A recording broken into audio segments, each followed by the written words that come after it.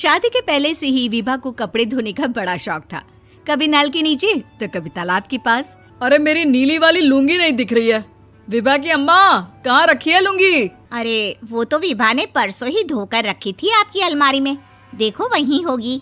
वो ना मैंने आज धो दी, मुझे लगा कि गंदी हो गई होगी। अरे कैसे गंदी हो गई थी? उसे तो मैंने पहना भी नहीं। हे भगवान, इस लड़की के कपड़े धोने की आदत से परेशान हो गया हूँ मैं। जितना तो घर में राशन नहीं आता, उससे कहीं ज्यादा डिटर्जेंट पाउडर का खर्चा है। इसकी शादी करवा दो, शादी। जाए अपने घर में ही करे काम, फिर चाहे घर के कपड़े धोने हो या पूरे गांव के। हाँ ठीक बोल रही हो, देखता हूँ मैं कोई लड़का। वो दिन भी आ जाता है जब विभा को देखने लड़के वाले आ जाते हैं। लड़की मुझे अच्छी लगी। होने वाली सास कहती है, बेटी अगर कुछ पूछना है तो पूछ लो। वैसे तो हमारी लड़की बहुत ही शर्मीली है, जो बोल दो वो मान लेती है, इसे क्या पूछना होगा। अरे कैसी बात कर रही हो माँ, मुझे इन लोगों के घर रहना है, सवाल तो कई है। हाँ हाँ बेटा, पूछ लो ना, क्या पूछना है। आप लोगों के घर कपड़े कौन धोता है? सास का मुंह बन जाता है। देखो, अगर तुम ये कहना चाहती हो कि तुम्हें कपड़े धोने नहीं आते तो सुन लो, कपड़े मैं ही धोती हूँ, लेकिन तुम्हारे आ जाने के बाद मैं रुमाल तक नहीं धोऊंगी। अरे चुप रहना भाग्यवान, बहू बेचारी घर आई नहीं, उसे डराना शुरू कर दिया। वो क्या है ना बिटिया, अभी तक तो ये कल्लू की माँ ही धोती थी, लेकिन अब तुम्हारे पापा तो दहेज में वॉशिंग मशीन देंगे ही। तभी विभा की माँ बोल पड़ती है, सवाल भी पूछा तो क्या। वैसे भाई साहब, मशीन की तो फिर भी कपड़े धोने की कैपेसिटी होती है। मतलब जो बिटिया दे रहे हैं ना विभा, इसे कपड़े धोने का बहुत शौक है। ये आप लोगों के क्या, आस पड़ोस गांव मोहल्ले सबके कपड़े धो दे और उफ तक ना करे। बाहर देखा नहीं आपने कितने कपड़े सूख रहे हैं? सब हमारी बिटिया ने ही तो धोए हैं। बस भी करो ना माँ, शर्म आ रही इतनी तारीफ सुनकर। और तो और एक दाग निकाल कर दिखाओ तो मान जाओ। हाँ अच्छा, माफ करना बेटा, मैंने गलत समझा। हमें तो रिश्ता बहुत पसंद है। और ऐसे जुड़ जाता है रिश्ता कपड़े धोने का शौक रखने वाली विभा का। उसकी शादी हो जाती है कोयला फैक्ट्री में काम करने वाले कल्लू के साथ। शादी के बाद अचानक विभा चिल्लाती हुई सास के पास आती है। सासू माँ, अरे सासू माँ कहाँ है आप? ये तो धोखा है, धोखा दिया आप लोगों ने मुझे। इसे ससुर के चक्कर के बारे में पता चल गया। अरे तो उसमें तुझे क्यों धोखा मिला है? अरे नल में पानी नहीं आता, कपड़े कैसे कब धुलेंगे? अच्छा, तू पानी नहीं आ रहा उसकी बात कर रही है। तो आपने क्या सोचा? कुछ नहीं। अच्छा, तेरी माँ ने कहा था कि कपड़े धोने का शौक है तुझे, याद आया मुझे। शौक बोलकर कपड़े धोने वाले मेरे जुनून को कम ना आके सासू माँ, कपड़ा धोना मेरा गुरूर है। तभी पति भी वहाँ आ जाता है। अभी मैंने इसे सनी देओल की फिल्म दिखाई है, उसी के डायलॉग मार रही है माँ। अच्छा सुन, साफ बता रही हूँ, पानी सुबह 4 से 6 और शाम को 10 से 12 आता है, समझी? विभा टाइमिंग सुनकर हैरान हो जाती है। ये क्या भूतों का मोहल्ला है?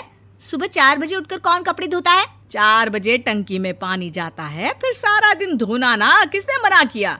अरे कैसी बात कर रही हैं? 200 लीटर की टंकी में कितने कपड़े धो लूंगी मैं? सुबह ही उठ जाऊंगी मैं। अब क्या था, विभा सुबह 4 से लेकर रात के 12 बजे तक कपड़े ही धोती रहती। एक रोज सास पड़ोस से निकलकर कहीं जा रही होती है कि साथ वाली कहती है, हाँ कल्लू की माँ, जरा ये बताओ कि 2 साड़ी है, 2 ब्लाउज और एक पेटीकोट और एक नाड़े वाला लंबा कच्छा। हाँ तो? अरे तो क्या, कितना लोगी धुलाई ये बताओ। धोबन दिख रहे हैं हम क्या?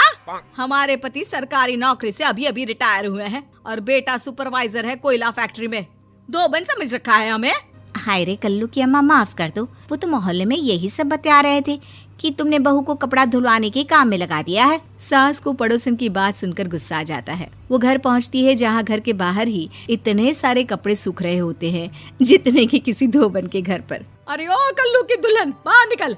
माँ जी यहीं आ जाओ, बाथरूम में चादर धो रहे हैं हम। अरे अभी हम धोते हैं, तुमको बाहर निकलो। ये आस पड़ोस वाले बोल रहे हैं कि हम बहू से कपड़े धुलवा कर उसे कपड़ा धोने वाली बना दिए हैं।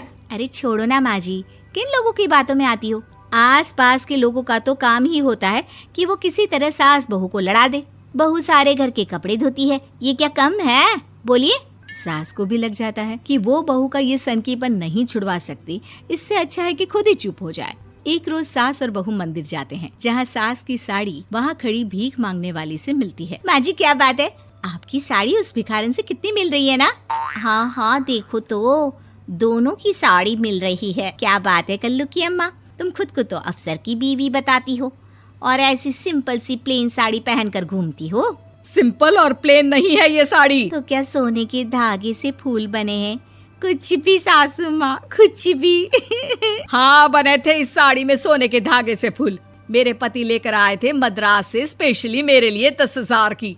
ताहे भाई साहब इस भिखारन के लिए भी सेम टू सेम साड़ी लेकर आए होंगे 10,000 की।